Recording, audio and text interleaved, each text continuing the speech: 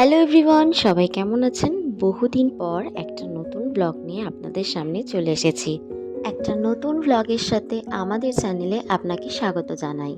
আজকে আমরা চলে এসেছি নর্থ বেঙ্গল। এই মুহূর্তে শুকনা ফরেস্টের ওপর দিয়ে আমরা যাচ্ছি। আর নর্থ বেঙ্গল মানেই সবার আগে যেটা মনে পড়ে সেটা হচ্ছে দার্জিলিং। হ্যাঁ, আজকে আমাদের গন্তব্য দার্জিলিং। তবে হ্যাঁ, আমরা প্রথমেই কিন্তু দার্জিলিং যাব না। দার্জিলিংয়ের একটা অফবিট জায়গা সেখানে যাব, সেটা হচ্ছে তিনচুলে। তো আজকে আমাদের গন্তব্যস্থল এই মুহূর্তে তিনচুলে। তো আশা করছি আপনাদের পুরো ব্লগটা ভালো লাগবে, আপনারা পুরোটা দেখতে থাকুন। এই শুকনা ফরেস্টের ভেতরে কিন্তু লেপার্ড, তারপর টাইগার, হাতি সমস্ত রকম পশুই আছে। অনেক সময় শোনা যায়, আমাদের ড্রাইভার দাদাই আমাদেরকে গল্প করছে, হাতি কিন্তু অনেক সময় রাস্তায় চলে আসে, রাস্তার এপার ওপারও হয়, এটাও দেখা যায়। তবে আজকে এইদিকে চোখ রেখেছিলাম অনেকক্ষণ যদি দেখতে পাই, বাট আমরা দেখতে পাইনি। নর্থ বেঙ্গল আমার এই প্রথম আসা, শুধু আমার না, আমার আর সুরজিৎ দুজনেরই নর্থ বেঙ্গল প্রথম আসা। আর আমাদের বিয়ের পর বলা যেতে পারে এটা আমাদের একদম মেমোরেবল ফার্স্ট ট্রিপ, কোথাও আমরা যাচ্ছি। আর এই যে আমাদের পাশ দিয়ে কিন্তু তিস্তা নদী বয়ে যাচ্ছে। এতদিন তিস্তা নদীর কথা খুব শুনতাম, বর্ষাকালে এখানে দার্জিলিংয়ে তিস্তা নদীর জল ফুলে ফেঁপে একদম রাস্তায় চলে আসে, খুব বাজে অবস্থা হয়। আজ সেটা নিজের চোখে দেখছি, খুবই ভালো লাগছে। আর এখানের পাহাড়টা জাস্ট অসাধারণ, মন ছুঁয়ে যাচ্ছে একদম। আমি তো জাস্ট পাহাড়ের প্রেমে পড়ে গেছি প্রথমবার দার্জিলিং এসে। যখন আমি আসি এবং যখন আমাদের ফেরার দিন ছিল, এত মনটা খারাপ করছিল মানে বলার মতো না। এখানে আসার পর মানে দুঃখ, কষ্ট, সব অভিমান, যত মনের ক্ষোভ, ব্যথা, বেদনা, আমি সব কিছু ভুলে গেছিলাম। আমার মনে হয় পাহাড়ের সেই ক্ষমতা আছে সমস্ত কিছু ভুলিয়ে দেওয়ার। আমার মনে হয় আপনাদেরও আমার সাথে তাই মতামত। আপনারা আমাকে কমেন্ট করে জানাবেন আপনাদের কি মতামত। सफरनामा सवालों का सफरनामा शुरू तुमसे। এই জায়গাটাতে রাস্তাটা একটু জ্যাম হয়ে গেছে, গাড়ি একটু আসতে যাচ্ছে, কারণ এখানে ধস নেমেছিল কদিন আগেই, তাই জন্য এখন রাস্তা সারানোর কাজ চলছে। আমরা দার্জিলিং এসেছিলাম ওই অক্টোবর মাস করে, ঠিক তার আগে আগে করেই কিন্তু এখানে প্রচণ্ড পরিমাণে বৃষ্টি হয়েছিল, রাস্তায় ধস নেমেছিল। এবং আমরা যে সময় এসেছিলাম সেই সময়ও কিন্তু বৃষ্টি হওয়ার সম্ভাবনা ছিল, এটা দেখাচ্ছিল নিউজে। বাট লাকিলি আমরা কোনো বৃষ্টি পাইনি এবং আমরা যথেষ্ট ভালোভাবে ঘুরতে পেরেছি। আমরা গাড়িতে আসার সময় রাস্তায় এক জায়গাতে আমাদের ব্রেকফাস্টটা সেরেছিলাম। ওই সেবক বাজারের ওপরেই একটা রেস্টুরেন্ট ছিল, চাসুম ফ্যামিলি রেস্টুরেন্ট বলে। তো ওখানেই আমরা আমাদের ব্রেকফাস্টটা সেরেছি এবং লাঞ্চটা একবারে আমরা আমাদের হোমস্টেতে গিয়ে করব। আর গাড়িতে যেতে যেতে প্রথমে আমরা যেখানে দাঁড়াবো একটা সাইট সিন করার জন্য, সেটা হচ্ছে তিস্তা ভ্যালি টি এস্টেট, ওটা একটা চা বাগান। তো চলুন একেবারে ওখানে গিয়ে দেখা হচ্ছে। তো এই যে চলে এসেছি তিস্তা ভ্যালি টি এস্টেটে। এটা একটা চা বাগান। এখান থেকে দাঁড়িয়ে ওই দূরের পাহাড়টা আমার জাস্ট মন ছুঁয়ে যাচ্ছে।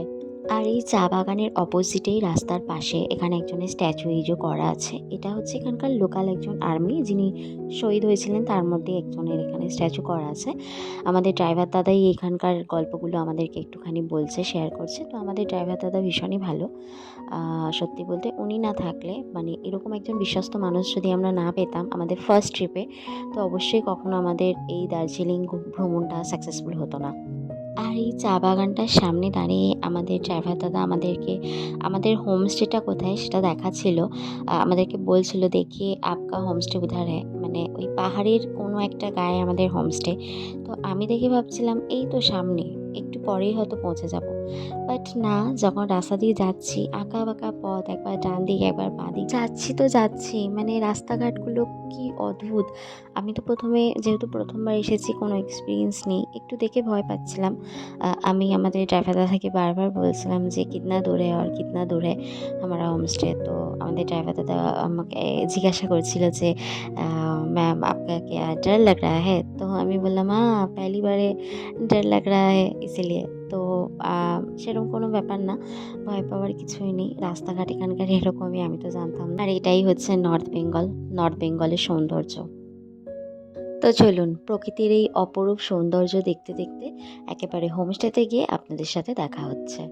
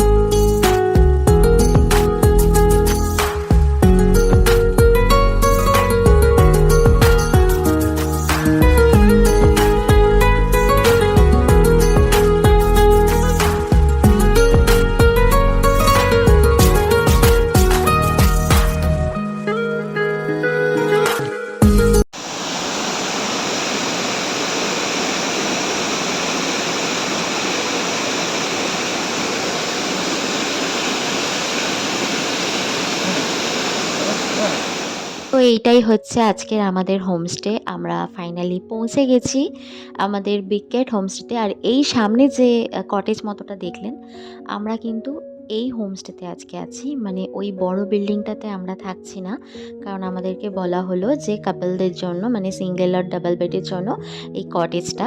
তো আমরা এই কটেজটাতেই আজকে থাকবো। আর এখানে এসে দেখছেন আমরা মোটামুটি আস্তে আস্তে আমাদের একটু দুপুর হয়ে গেছে, দুপুর অনেকটাই পেরিয়ে গেছে, প্রায় বিকাল হতে হতে যায়। এখনও কি সুন্দর মেঘ ভেসে ভেসে যাচ্ছে সামনে দিয়ে, জাস্ট দেখুন।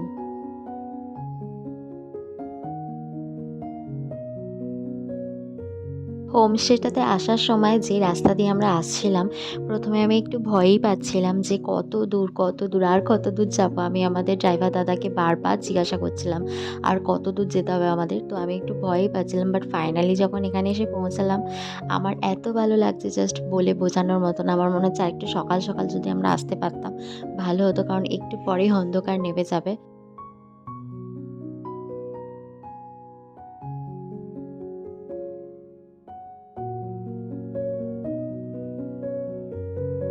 তো দেখুন, একটু পরেই সন্ধে হয়ে গেল, আর কিছুই বাইরেটা দেখা যাচ্ছে না, একদম অন্ধকার চারপাশটা। যেটুখানি লাইট জ্বলছে সেটুখানি দেখা যাচ্ছে লাইটের আলোতে।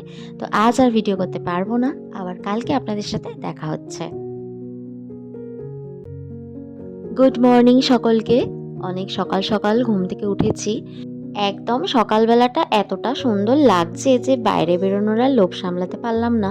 কিন্তু ঠান্ডা কিন্তু এখানে মারাত্মক। আর এই যে ফুল গাছগুলো দেখছেন, এগুলো কিন্তু এনাদের হোমস্টেরই নিজস্ব ফুল গাছ।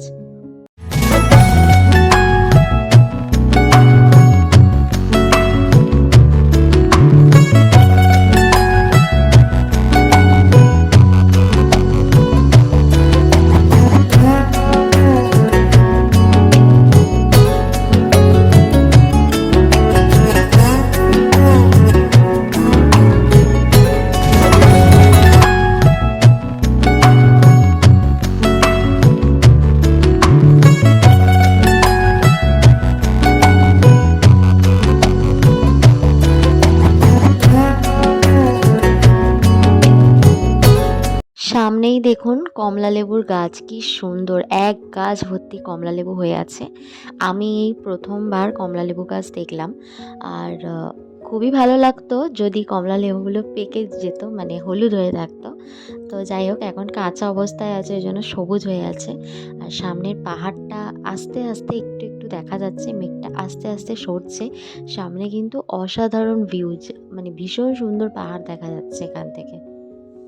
আর আমাদের হোমস্টেটাও না একদম রাস্তার ওপরেই।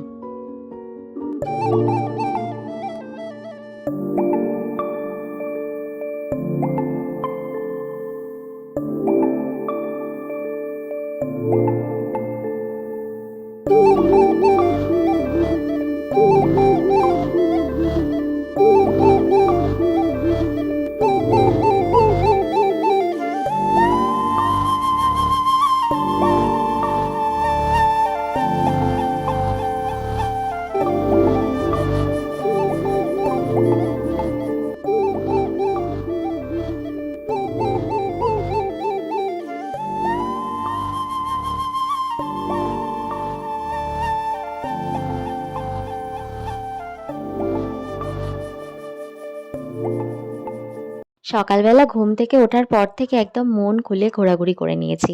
চলুন এবার রুমে যাওয়া যাক, কারণ আমাদের কিন্তু রেডি হতে হবে। আর এই যো আমি রেডি হয়ে গেছি। আমরা দুজনেই রেডি হয়ে গেছি।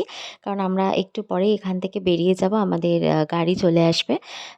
আজকে আমাদের হোমস্টেতে এখানেই আমাদের লাস্ট দিন। কিছুটা মন খারাপের মধ্যেও একটু ছবি তোলা, রিল বানানো যেটা হয় আরকি, সেগুলো করে নিচ্ছি যাতে যখনই মনটা খারাপ করবে বাড়ি যাওয়ার পর ভিডিওগুলো ওপেন করে দেখে নিতে পারবো। সমস্ত কিছু স্মৃতি হয়ে থাকবে। আর আমাদের দুজনের বিয়ের পর এটা আমাদের ফার্স্ট কোথাও ঘুরতে যাওয়ার ট্রিপ।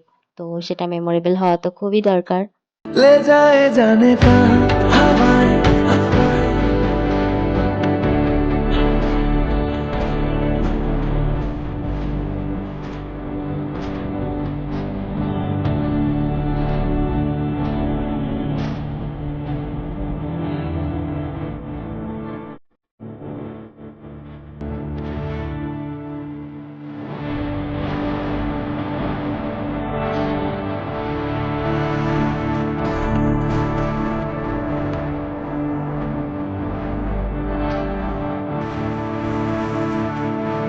চলুন আমরা বেরিয়ে পড়েছি। গাড়ি আমাদের নিতে চলে এসেছিল।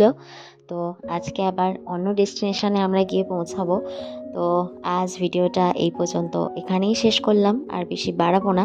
নেক্সট ভিডিও নিয়ে খুব তাড়াতাড়ি আসবো। ভিডিওটা কেমন লাগলো অবশ্যই আমাদের কমেন্ট করে জানাবেন। ভিডিওটা ভালো লাগলে একটা লাইক, কমেন্ট, শেয়ার করতে অবশ্যই ভুলবেন না। আপনাদের কমেন্ট, আপনাদের একটা লাইক আমাদের কাছে ভীষণ মূল্যবান। চলুন সবাই খুব ভালো থাকবেন, সুস্থ থাকবেন আর সাবধানে থাকবেন। দেখা হচ্ছে পরের কোনো ভিডিওতে খুব তাড়াতাড়ি।